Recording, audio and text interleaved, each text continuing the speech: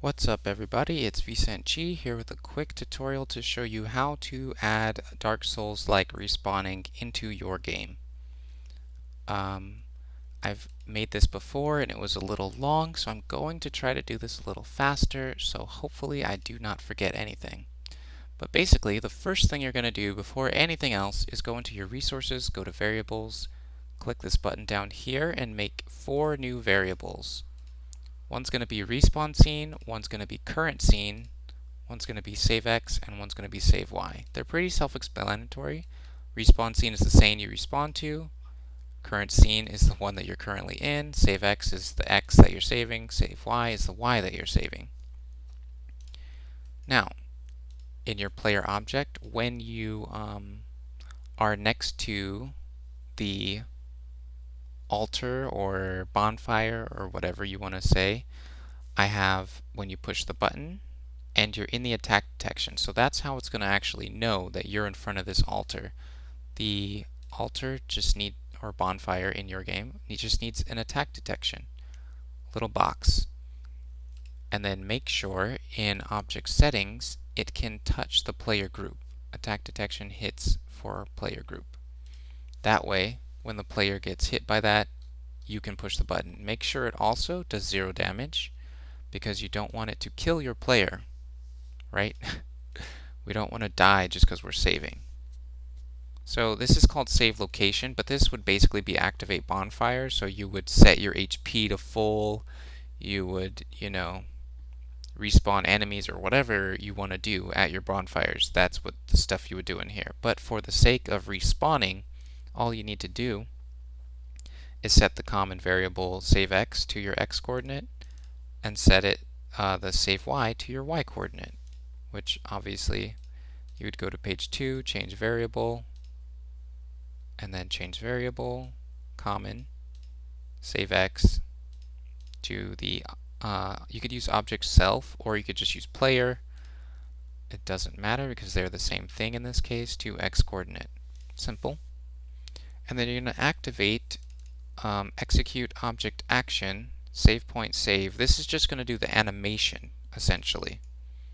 It's going to show particles, that's the little animation it's going to do, and then it's going to change the respawn scene to your current scene, so that when you die, it goes to this scene that you just pushed the button on. That's all that is going to do. Suicide is something I made so I could test the system because there's no other way to die in this sample. And then respawn is literally the opposite of this. Instead of setting the common save X to the player's X coordinate, you're setting the player's X coordinate to the common save X variable. And so this is going to locate the player to the proper location. Now, one thing to mention is you need to make the motion of respawning not have a hitbox, or it will teleport you off to the side until you're not hitting tiles, because while it is moving the player, you will teleport inside of a wall and it will bug, unless your levels are completely flat, in which case you may want to change your level design.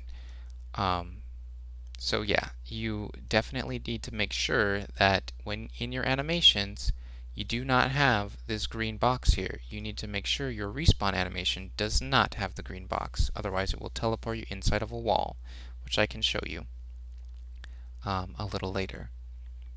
Now, to use these variables, we're going to make a death scene.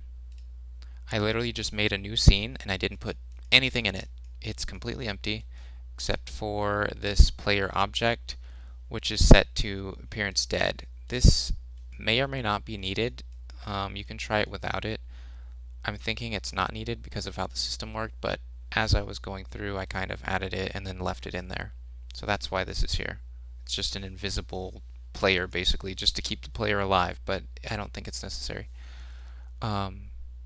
So now you need to go into your transitions. This is how we're going to use these variables to know where you should respawn at. So the arrows going from this direction are the player dying, essentially, right? So the switch changeover conditions, if the player is dead, that's what this is. If the player is dead, is on, you go to the death scene. Simple. And then after you get to the death scene, which is what sequence after changeover means, we're going to turn switch off. So the player is going to be able to be alive after this, right? Now, once you go to the death scene, your link to all of these scenes going this way is going to be simple. If your respawn scene is 1, you're going to go to scene 1. If your respawn scene is 2, you're going to go to stage 2, and so on, as you can see. It's pretty simple. The only difference here is that when you get to sequence after changeover, you're going to set the current scene to the respawn scene, which will always be 1, 2, 3, etc. So that will just fix that. You do not need this one. That was a leftover before. You're going to make the player respawn. So this is actually going to teleport the player. Now the difference here is because the player is actually on stage 1, as in the scenes, stage 1, you can see there is a player. You can just call the respawn of the player because there is a player object there. However, the other scenes do not have a player object. So as you can see, a different object is going to have to respawn the player. So you're going to have to make a respawn object. So just make a new object. Its default state doesn't matter, it doesn't do anything. It doesn't need to be affected by gravity. You don't have to check that box. I just like to. It's a good habit to have. And then respawn player is going to generate a player object. So you go here, page 1 at the top almost, generate object, and you're going to make a player, and that's essentially it. Because you don't have to worry about locating the player because the player is going to get teleported when you call respawn, which is the next thing.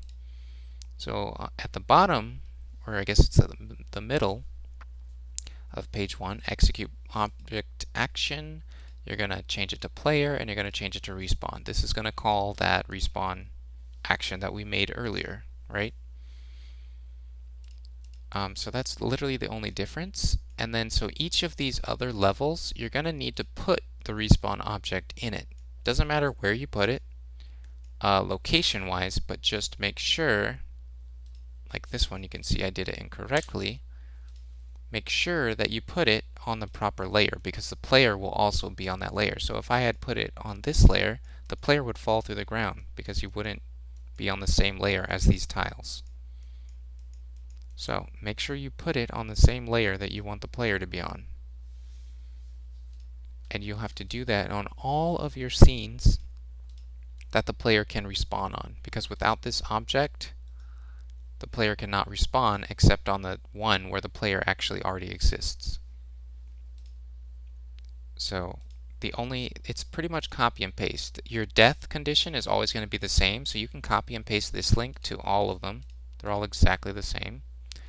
This link going to the first stage looks like this, and then it will be like this for all the other ones because you'll put a respawn object on all of these. I only put it on the first 3, but you would do it for all of them that you can respawn on, of course.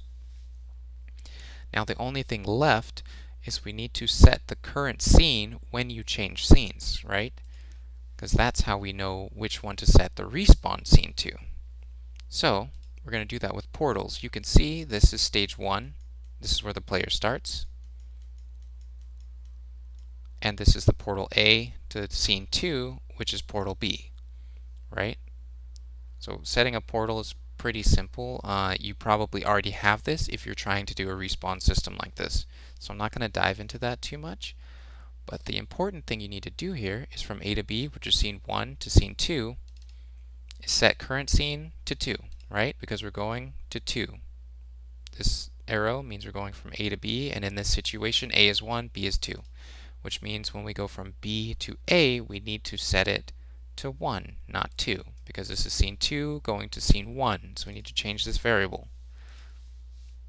And you're going to do that for all of your scenes.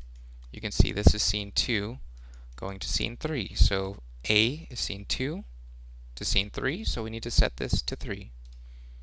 From scene 3 to scene 2, so we need to set it back to 2. Pretty simple. You just have to do that on all of your portals, basically. Now, if the player is going through a door and there is no respawn in that door, you don't have to change this variable because it won't come into play. So if there's no bonfire on a scene, you don't have to edit that portal, right? Because it will only matter when you're going into a portal with a respawn to set your current scene. So you don't have to do this for every portal, just the ones that involve bonfires. So that will pretty much set it up. Like I said, when you make your respawn, very important that you do not have a hitbox on whatever animation you put here. And now let's fire it up and try it out. As you can see, my wall detection, I hit the button, I have set that to my bonfire, and I suicide, boom. You can see no wall detection pops in. If I go to scene 2, hit my suicide, boom, I'm at scene 1. Now if I go to the second respawn, and I hit suicide, boom, I'm at scene 2. Like I said, you always face right, unless you change that manually. So we go to scene 3, suicide, back at scene 2. Fairly simple. You can even see here that current scene, our respawn scene is 2, this is scene 2, our current scene is 2, which is correct. We're going to go to scene 3. Now our current scene is 3, but our respawn scene is back at 2 because that's where we pushed save, and now our current scene is 2. Simple. And that's pretty much all you need to do. Player object, you need a way to save the location and use the location. You need a respawn object on the proper layers on every other scene, which as you can see is right here. Stage 2, it's right here. So just make sure you put that in there. You have your variables. You just need to set your portals to change the current scene to the proper one, so that when you die and it goes to death, it knows which scene to take you back to. Respawn scene 1, respawn scene 2. It's really simple. You just copy and paste all of these. So you copy, paste, and in this situation that's not scene 4, but essentially you would click this, just change it to 4, boom, you're done. You know, all this stays the same. It still needs to do all of this stuff, right? So all you have to do is change that one thing for each of your scenes. And that's pretty much the simplest way I've found to do it. You can see it works. There may be a better way to do it. There may be a faster way to do it. I'm not 100% sure. But this is the way that I have chosen to do it. So yeah, if this was helpful, you know, leave a like and a comment. If there are questions, leave a comment. I've recorded this many times, and many times I've had issues, so I've had to re-record it, and some of them were not even about the tutorials. So yeah, just let me know if there are any questions. As you can see, Baz's YouTube, he does a lot of tutorials. I am adding on to the tutorials while he's doing other ones, and you know, the more tutorials, the better. So this is mine for respawning, just like Dark Souls and a bonfire, and I hope you enjoyed it.